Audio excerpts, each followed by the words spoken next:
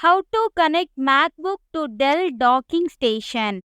How to connect MacBook to Dell docking station. Step 1. Download and install the Displaylink drive. Ensure you have the latest Displaylink drive compatible with your operating system. Download and install it before proceeding. Step 2. Set up Displaylink Manager. After installing the drive, click on Displaylink Manager icon located on the top bar of your screen.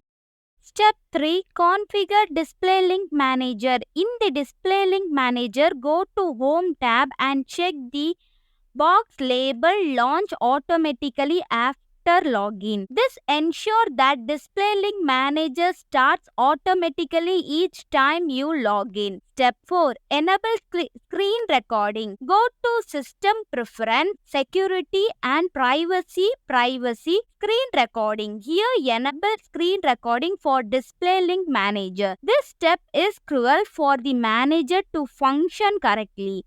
Step 5. Connect to Dell docking station. With the above setting configured, you can now connect your MacBook to Dell D6000 docking station. You should be able to extend your display to screen at location like bin, ground, house and set other sets.